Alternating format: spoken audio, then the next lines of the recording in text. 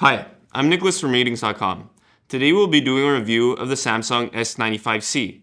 Recently, Samsung released their second generation of QD OLED TVs in their 2023 lineup. There's the high-end S95C and the slightly cheaper S90C. This review is for the S95C, which is available in 55, 65, and 77-inch sizes. We tested the very big 77-inch model, and the review is valid for all sizes. It replaces the Samsung S95B, which was their first QD OLED TV, and it brings a few new features that we'll talk about later.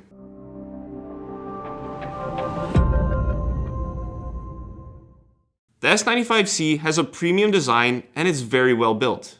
It's a bit of a magnet for fingerprints, even on the back, which can be a bit hard to clean, but it isn't a big problem. Unlike the S95B from last year, you won't have to worry about bent panels because everything feels solid. Besides fixing that, the biggest difference between this and the S95B is that this one has a slim One Connect box. It's a neat feature that most TVs don't have. It lets you connect all your devices directly to the box, and you'll only have a single cable going to the TV. This helps keep your setup clean, especially if you wall mount it, because you'll only have to worry about that one wire hanging down. You could put the box wherever you want or just leave it on the back of the stand. Speaking of the stand, it's very solid. It lifts the screen about 3 inches off the table, so you could place a soundbar in front without blocking the screen. Now, let's get to the fun stuff, because you do want to know about the picture quality, right? First off, this TV has a near infinite contrast ratio and perfect black uniformity in dark rooms. This means that blacks are deep and inky, and there isn't any blooming around bright objects either. There's a bit of black crush in dark scenes, but it's hard to tell, and shadow details still look good. It performs like this even in game mode, which is great if you're a gamer and want the best picture quality possible. Because it has a QD OLED panel, it performs a bit differently in bright rooms than in dark rooms. The black levels raise when there's any light on nearby, and the screen has a purplish pink tint to it. For example, if we open the door to our video room, you can see that this part of the screen looks a bit purple. This means that in bright rooms, you don't get the same perfect black levels. If you do want to use it in a bright room, it's important to have great reflection handling. Luckily, that's the case here, as it does a fantastic job of reducing glare from strong light sources. However, as I just mentioned, glare makes blacks look purple, even when you have the TV off. The SDR peak brightness is also good, and it gets bright enough to fight glare. However, larger bright areas are dimmer, which is something you might notice while watching sports like hockey or basketball, because they have large areas of the same color. Regardless, we won't have many issues in rooms with a few lights around. One thing we actually did notice during our testing was that the TV gets dimmer as it gets warmer. This is likely to prevent overheating, and it's only something you should worry about if you want to place your TV in a warm room or above a fireplace. Keeping it in a cool environment lets it get the brightest possible. It also gets very bright in HDR, meaning highlights pop for an incredible HDR experience. However, like in SDR, larger highlights are dimmer due to the TV's automatic brightness limiter. If you do watch HDR content, it's important for the TV to have good PQ EOTF tracking. Luckily, it's fantastic for this, meaning it displays content the way the creator intended. It has a sharp cutoff at the peak brightness, so it loses details in bright scenes, but this is only a problem with really bright objects. Unlike the S95B from last year, the EOTF tracks well no matter the window size. This means that the TV isn't optimized for reviewers that only test it on specific window sizes. What's interesting is that it performs differently in game mode. It's over-brightening most content, even though the peak brightness of the display is still the same.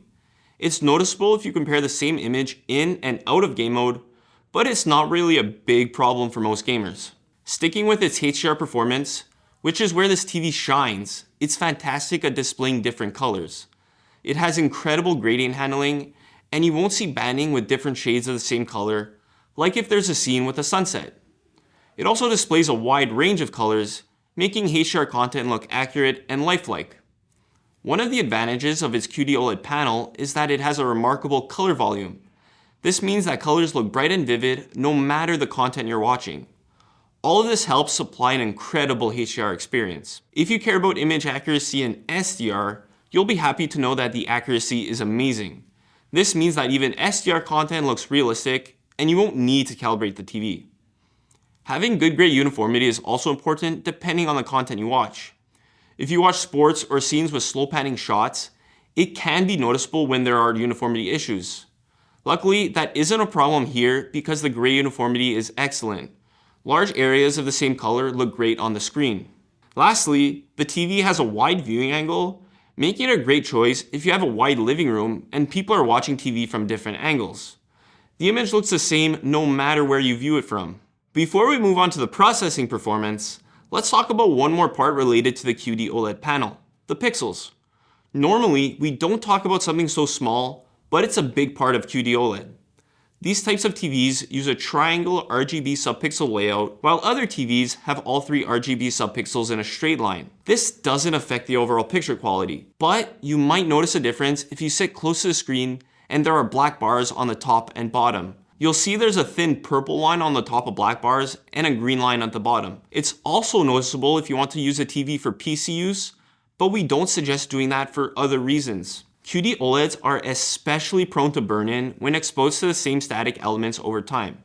This can be a problem if you have taskbars or icons open on the screen all day, but it isn't an issue if you use the TV to watch different content. You can learn more details about this on our longevity video on our second channel. What's the point of having good picture quality if the TV doesn't have good processing? It comes with Samsung's Neural Quantum Processor 4K, which is supposed to deliver better upscaling.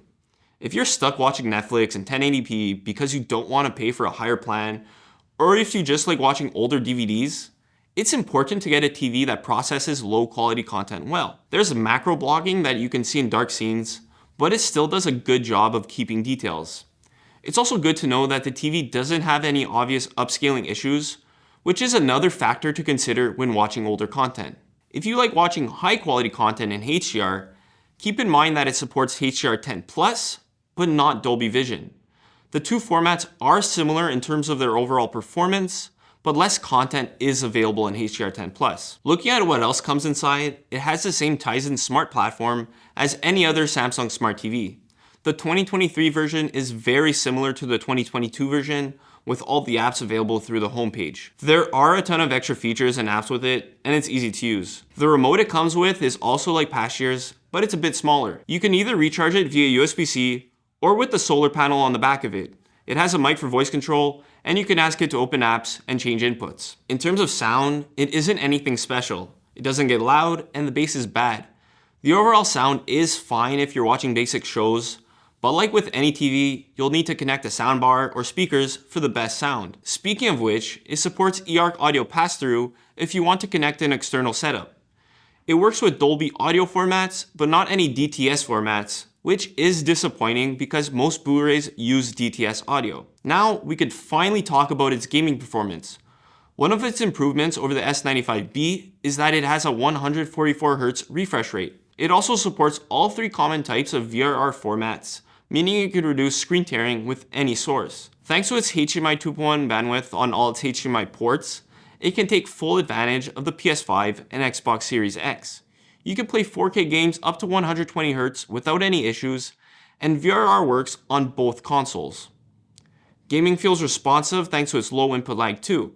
It also has a near instant response time, so motion looks smooth without any visible blur. Now, this brings us to the main question. Should you buy this TV? If you want the best of the best and price isn't an issue for you, then yes. It has everything you could want in a high-end TV and checks off all the boxes.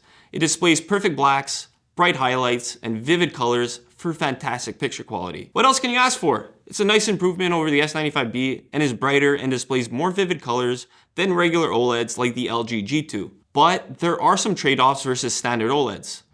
The purple screen in bright rooms is still an issue, so you need to use the TV in a dark room to get the best out of it. Standard OLEDs are cheaper, but you don't get the same vivid colors and bright highlights. Another concern is the risk of burn-in, but you should only be worried about that if you watch a lot of the same content with static elements. Anyways, you'd have to get an LED TV if that's a concern for you, and at that point, you're losing out on all the great features of an OLED. As I said before, if you want to learn more about burn-in, we already covered this topic in depth in another video on our R&D channel. You could find a link in the description below. That's all for the Samsung S95C. If you're interested in learning more, check out our written review on the website. Ciao.